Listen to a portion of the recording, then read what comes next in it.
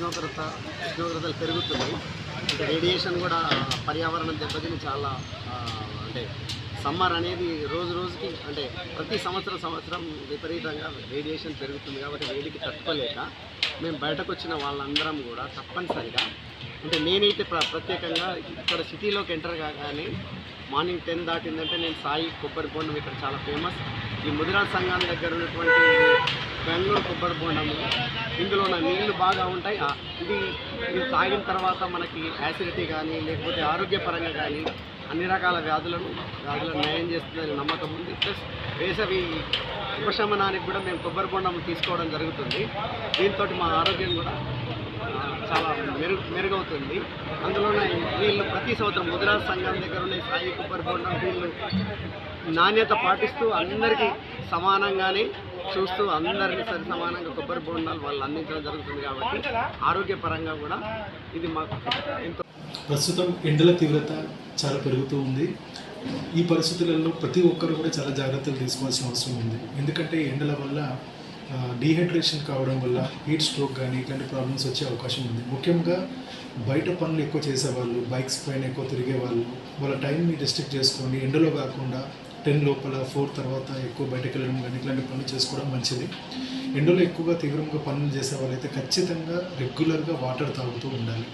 అలాగే దీర్ఘకాలిక సమస్యలు ఉన్నవాళ్ళు, ఊపిరితిత్తుల సమస్యలు ఉన్నవాళ్ళు వీళ్ళంతా కూడా మంచి జాగ్రత్తలు తీసుకోవాల్సిన అవసరం ఎంతైనా ఉంది. ఎందుకంటే చాలామంది ఏం చేస్తారంటే వాటర్ తాగకపోవడం వల్ల దప్పిక ఎక్కువైపోయి ఇమ్మీడియట్గా కూల్ వాటర్ తాగడం కానీ లేకపోతే కూల్ డ్రింక్స్ తీసుకోవడం కానీ అది చల్లగా ఉంటుంది కదా బాగుంటుందని తీసుకుంటారు. కానీ ఇలా చేస్తే ఏమైందంటే ఆస్తమా కానీ సిఓపిడి కానీ ఇట్లాంటి సమస్యలు ఉన్న వాళ్ళు తొందరగా వాళ్ళకి జలుబు చేయడము, దాంతో కోల్డ్ ట్రిగ్గర్ వల్ల ఆస్తమా ఎక్సర్బేషన్స్ రావడము ఇలాంటి సమస్యలు వచ్చే అవకాశం ఉంటుంది. కాబట్టి అలా చేయకుండా ప్రతి ఒక్కరు కూడా ఒక వాటర్ బాటిల్ని క్యారీ చేయండి. ఇంట్లో నుంచి వాటర్ తీసుకెళ్ళండి. నార్మల్ టెంపరేచర్ వాటర్ తాగుతూ ఉండండి.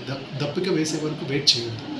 కొన్ని వాటర్ అనేవి సిప్స్ బై సిప్స్ అలా తీసుకుంటూ ఉంటే మనం కంటిన్యూస్గా హైడ్రేట్ అవ్వడం ఉంటుంది.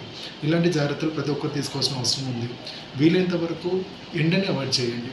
స్పెషల్లీ 10 నుంచి 4 మధ్యలో ఎండ చాలా తీవ్రంగా ఉంటుంది కాబట్టి ఆ టైంలో బయటకు వెళ్ళకపోవడం మంచిది.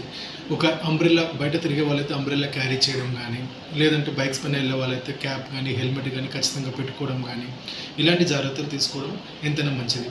అలాగే చాలామంది టీ కాఫీలు కానీ ఇట్లాంటివి తీసుకుంటూ ఉంటారు ఎక్కువ. దానివల్ల మళ్ళీ ఆల్కహాల్ తీసుకునే వాళ్ళు కూడా ఉంటారు. దానివల్ల కూడా డీహైడ్రేషన్ ఎక్కువ అవుతూ ఉంటుంది.